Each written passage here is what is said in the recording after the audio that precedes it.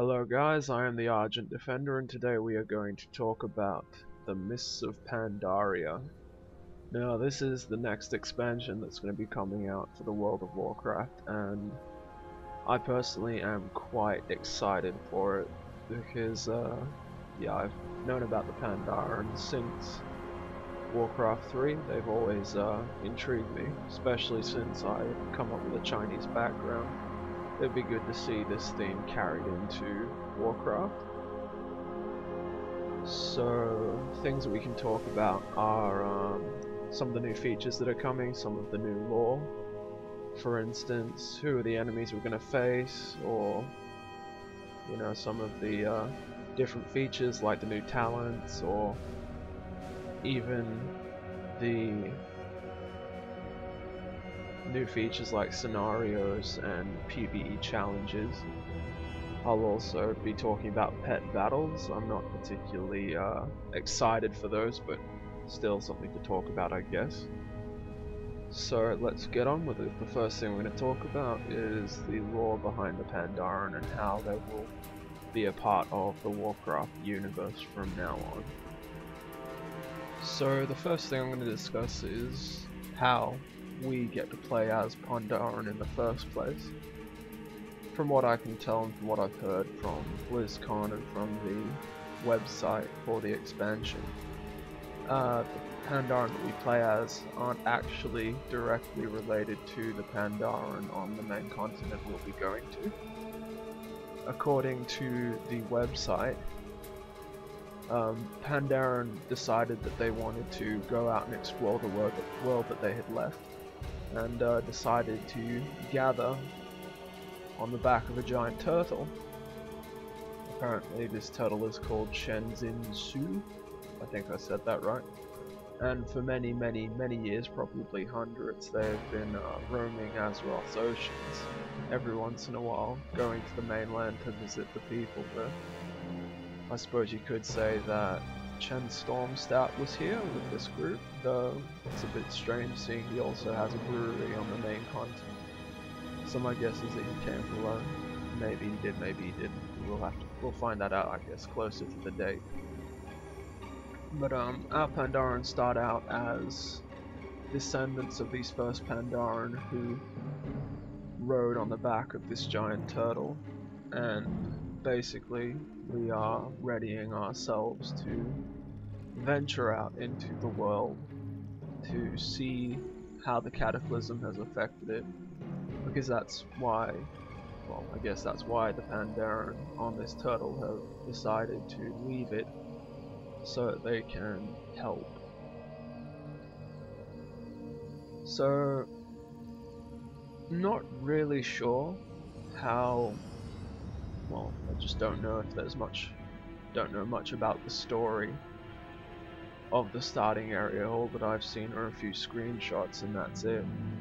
And a few very short videos of people who had played the demo version at BlizzCon who were able to get a video camera in.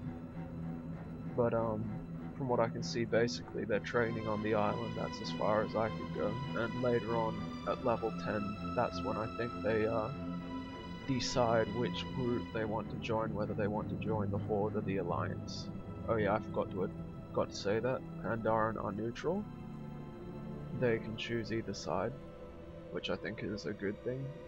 For once, we all get one race, rather than us having to complain, oh shit, they got one, we got the other, I want to be the other one. It should have been Horde, it should have been Alliance. We had that problem with the Worgen, and it's good to see that Blizzard are trying to fix it so that doesn't happen again. So reading more into the website, it turns out that the Horde and the Alliance find this turtle, and that's how you end up choosing your side.